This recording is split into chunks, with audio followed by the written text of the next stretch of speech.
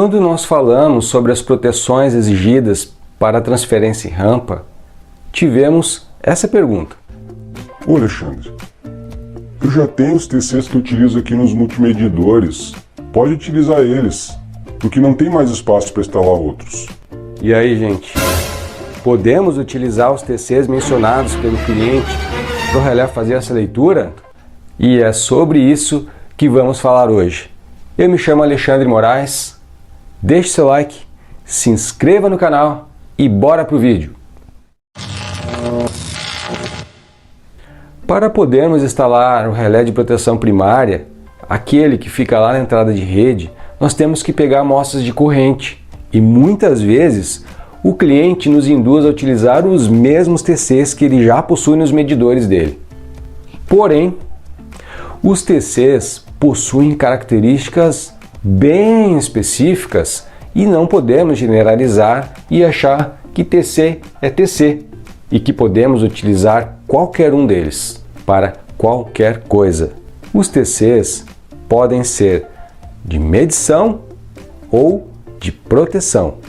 E esse é um exemplo de TC de média tensão ou de alta, onde os terminais de cima são o primário, ou seja, a entrada de corrente por onde vai passar o barramento ou o cabo. E o secundário é a saída.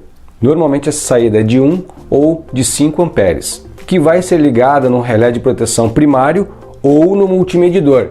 E esse é um exemplo de TC com enrolamento duplo, ou seja, tem saída para medição e para proteção. Mas poderia ter o secundário simples, onde a saída seria ou para o relé de proteção ou para o multimedidor a ser determinado antes da aplicação. Depois de comprado o TC, eu já não posso mais optar. Se eu comprei um TC de medição, eu não posso mais utilizar ele no relé primário, por exemplo.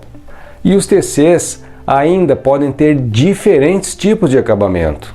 Epóxi, caixa plástica, tipo janela, toroidal e aí por diante. São muitos modelos. A diferença entre os TCs de medição e proteção basicamente é a classe de exatidão e precisão. Aqui temos um exemplo de especificação de um TC de medição, onde nós devemos nos atentar à classe de tensão primeiramente, ainda mais se falando de um TC de média, e a classe de precisão. Nesse modelo apresentado, nós temos o número 1,2, que é o tipo de aplicação. E dependendo da aplicação, o TC tem que ter uma precisão melhor. Esse, por exemplo, conforme a tabela, tem uma precisão de 1,2 devido ao seu uso, que será para instrumentos de medição. Se precisássemos de uma precisão melhor, deveremos usar o de 0,3 ou 0,6. E isso quer dizer o percentual de erro de leitura do TC. O B05 faz referência à potência do transformador. E nesse caso é um transformador de 12,5 VA. Só que esse modelo pode vir apresentando a potência direto, ao invés da referência como estava anteriormente. Falando agora na especificação do TC de proteção, temos o exemplo desse modelo, 10T200, onde o 10 é o percentual de erro da corrente, que é muito mais alto do que um TC de medição, porque nós não precisamos de precisão nesse caso. Nós precisamos de proteção. O T é a reatância no secundário e o 200 é o valor de tensão máxima induzida no secundário. Porém, o maior detalhe é esse, 10% de erro. Diante disso, alguém poderia perguntar: mas então é melhor usar o TC de medição ao invés do TC de proteção, né, Alexandre? Lá no relé primário? E a resposta é não.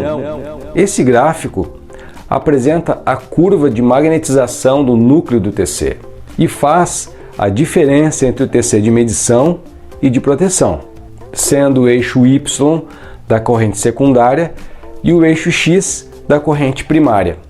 Interpretando o gráfico, nós temos o seguinte: em um curto-circuito maior do que 4 vezes a corrente do TC, o TC de medição já está com seu núcleo saturado e por isso não terá mais corrente de saída no secundário, estando a proteção comprometida nesse caso. Ou melhor, sem proteção. Enquanto o TC de proteção ainda está com sua saída normal e com monitoramento ativo lá no relé. Portanto, não podemos utilizar TC de medição para proteção. E esse gráfico deixa isso muito claro. Não esqueça de deixar o seu like, se inscrever no canal e até o próximo vídeo.